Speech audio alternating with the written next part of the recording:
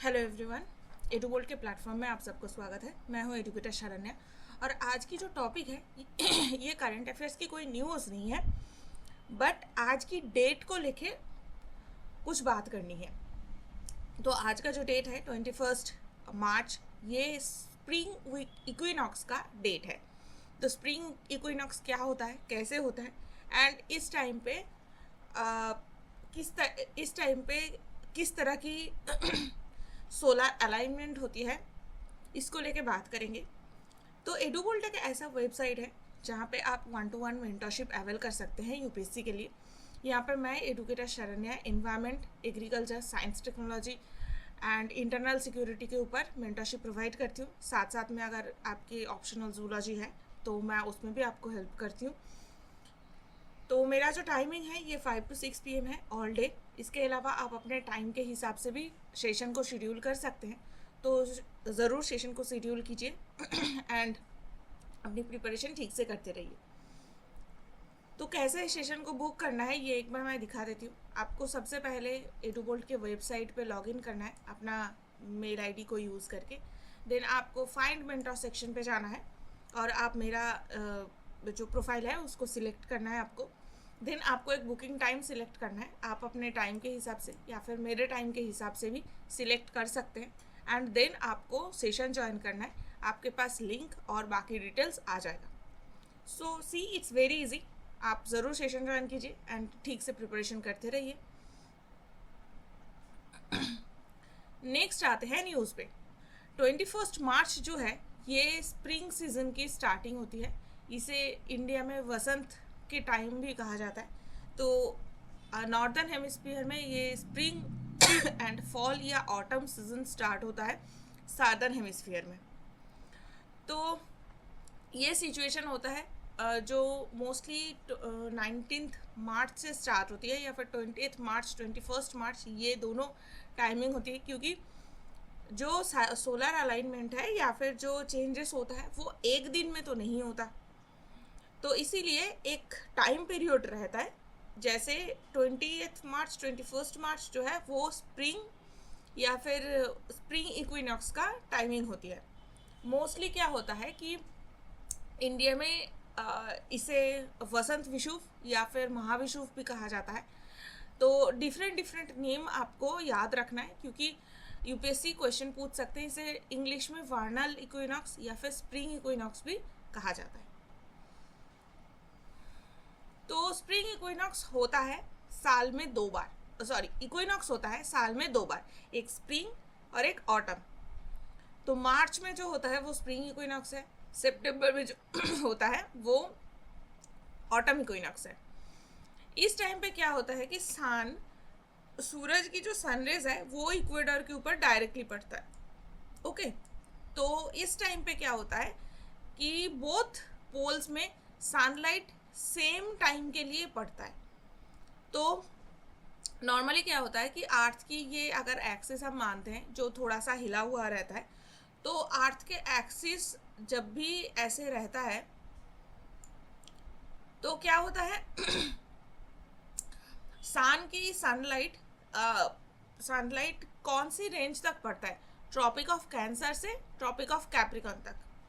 Okay, तो tropic of Capricorn तक सन की लाइट पड़ता है। तो ये सनलाइट की जो पड़ता है वो अब सन की जो अगर सनलाइट यहाँ से यहाँ तक मूव कर रही है या फिर यहाँ से यहाँ तक मूव कर रही है, बेसिकली सन नहीं मूव कर रहा है, अर्थ की मूवमेंट की वजह से ये लाइट मूव कर रही है।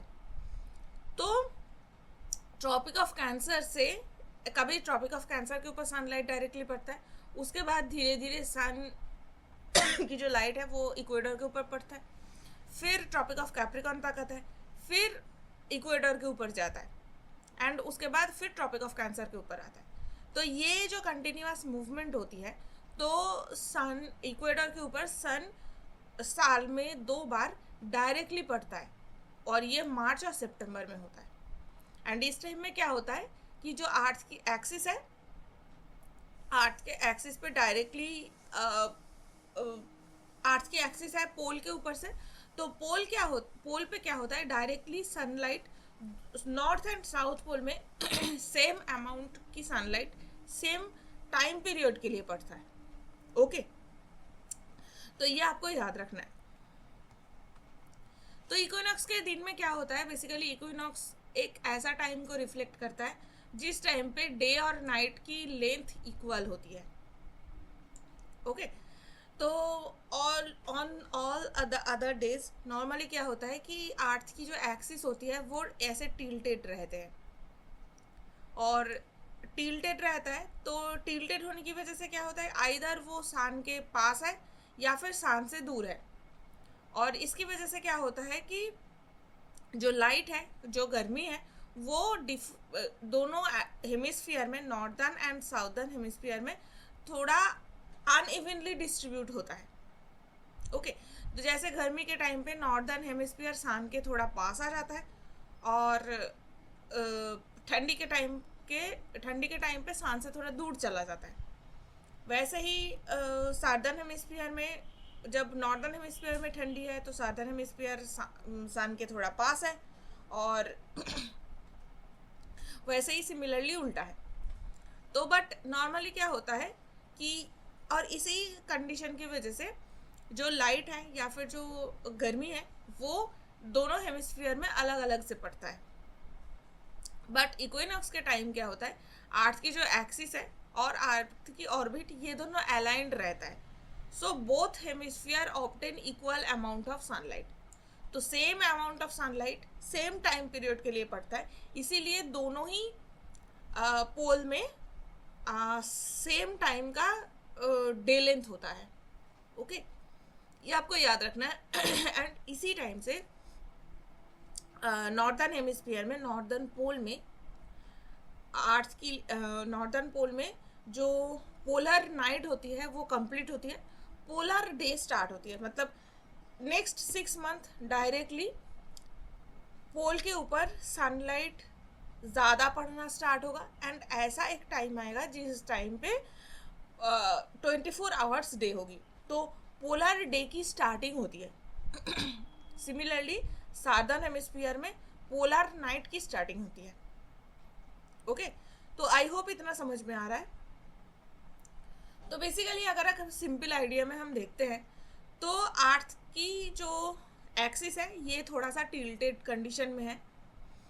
तो ये इस टाइम पे क्या है, अर्थ की जो साउदर्न हेमिस्फीयर है वो सन के थोड़ा पास है, और नॉर्दर्न हेमिस्फीयर सन से थोड़ा दूर है।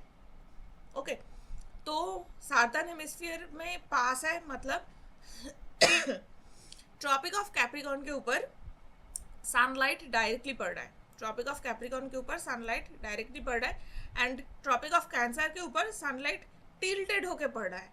ओके, तो ये टिल्टेड कंडीशन है और ये डायरेक्ट कंडीशन है।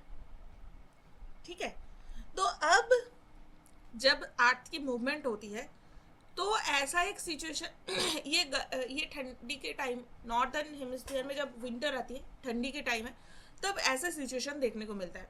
साउदर्न हेमिस्फीयर सन के पास है, नॉर्दर्न हेमिस्फीयर सन से दूर है, इसीलिए इस टाइम पे ठंडी हो रही है।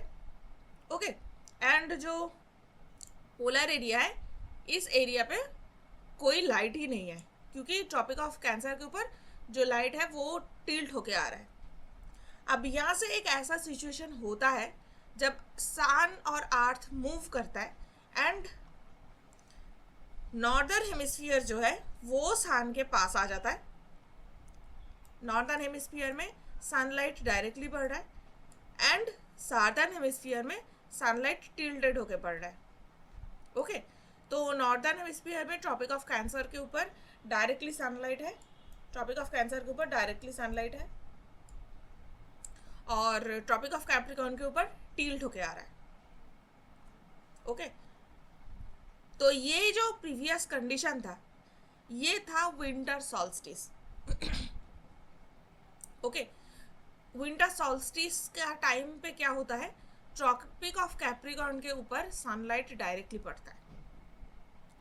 तो विंटर सॉल्स्टिस का टाइम क्या होता है, डेट क्या होता है, ये आपको कमेंट में बताना है। अगर आपको नहीं पता है तो इसको बहुत अच्छे से याद कर लीजिए, और ये है विंटर सॉल्स्टिस का टाइम। और जब सन मूव करता है, इसके बाद सन और अर्थ की रोटेशन होती है, तो ये है समर सॉल्स्टिस का टाइम, जिस टाइम पे ट्रॉपिक ऑफ कैंसर के ऊपर डायरेक्टली सनलाइट आके पड़ रहा है। ठीक है। अब इस मूवमेंट के टाइम पे एक ऐसा टाइम भी आता है जब जो अर्थ की एक्सिस है वो अर्थ इस तरीके से सीधा हो जाता है। तो सीधा जब हो जाएगा तब क्या होगा, अर्थ सन की जो सनलाइट है वो इक्वेडर के ऊपर डायरेक्टली पड़ता है। एक बार ट्रॉपिक ऑफ कैंसर के ऊपर पड़ा, एक बार ट्रॉपिक ऑफ कैप्रिकॉर्न के ऊपर पड़ा, तो ऑब्वियसली किसी ना किसी कंडीशन में इक्वेडर के ऊपर डायरेक्टली पड़ा है, तभी ट्रॉपिक ऑफ कैंसर से कैप्रिकॉर्न तक मूवमेंट हुई है। ये जो इक्वेडर के ऊपर डायरेक्टली सनलाइट जिस दिन पड़ा है उस दिन है इक्विनॉक्स। तो ट्रॉपिक ऑफ कैंसर से कैप्रिकॉर्न तक पहुंचने के लिए एक बार इक्विनॉक्स होता है, ट्रॉपिक ऑफ कैप्रिकॉर्न से ट्रॉपिक ऑफ कैंसर तक पहुंचने के लिए एक बार इक्विनॉक्स होता है। तो इक्विनॉक्स 2 बार होता है। ठीक है। और दोनों ही बार अर्थ के इक्वेडर के ऊपर सनलाइट डायरेक्टली पड़ता है। दो जो हेमिस्फीयर है, दोनों हेमिस्फीयर में सेम अमाउंट ऑफ सनलाइट पड़ता है, सेम टाइम पीरियड के लिए पड़ता है। 2 पोल में सनलाइट सेम टाइम पे पड़ता है। एंड नॉर्दर्न पोल पे पोलर डे की स्टार्टिंग होती है स्प्रिंग इक्विनॉक्स में, और सार्दर्न हेमिस्फीयर में सर्दर्न पोल पे पोलर नाइट की स्टार्टिंग होती है स्प्रिंग इक्विनॉक्स में।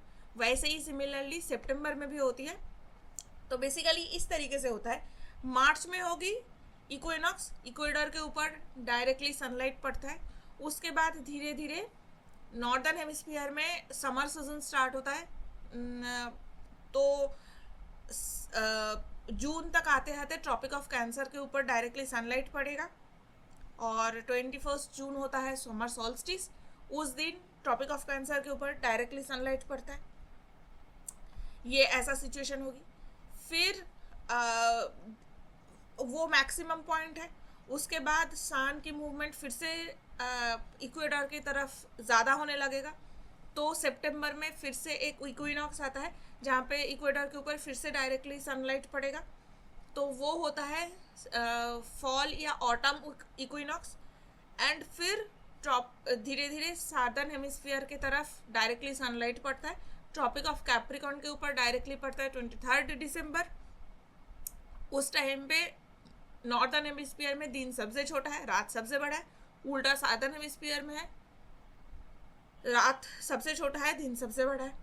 फिर से ट्रॉपिक ऑफ कैप्रिकॉर्न, या जिसे हम ये कहते हैं विंटर सॉल्स्टिस के बाद धीरे धीरे सन की मूवमेंट इक्वेडर की तरफ फिर से आने लगता है। एंड उस टाइम पे मार्च में फिर से स्प्रिंग इक्विनॉक्स आ जाता है। तो I hope equinox and solstice को लेके आप कोई और प्रॉब्लम नहीं होगी।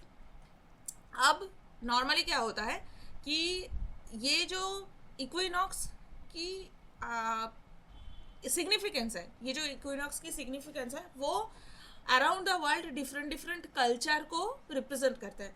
जैसे हमारे इंडिया में चैत्र की महीने में ये जो टाइम होता है, इस टाइम से न्यू कैलेंडर स्टार्ट होती है। पार्शियन कैलेंडर पे भी नवरोज स्टार्ट होती है।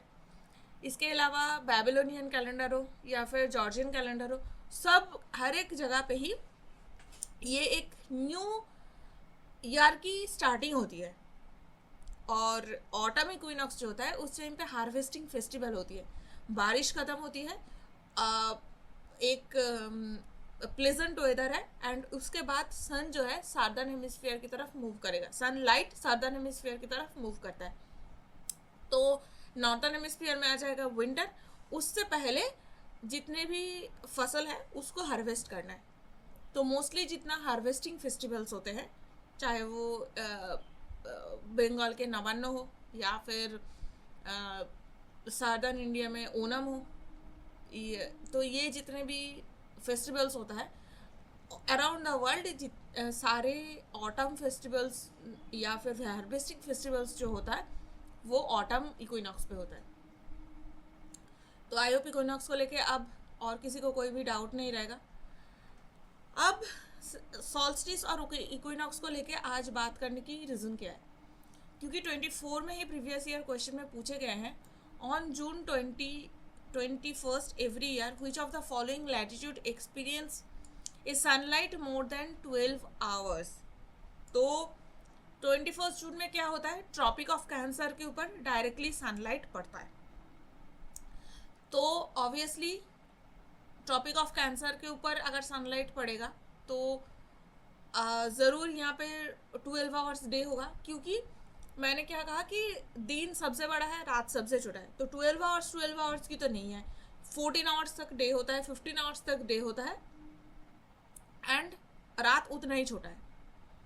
बट साथ साथ में एक चीज़ देखा जाता है कि सनलाइट जब ट्रॉपिक ऑफ कैंसर के ऊपर डायरेक्टली पड़ता है तो आर्टिक सर्कल में जो पोलर डे है वो 24 आवर्स के लिए हो जाता है, वहाँ पे रात होता ही नहीं है।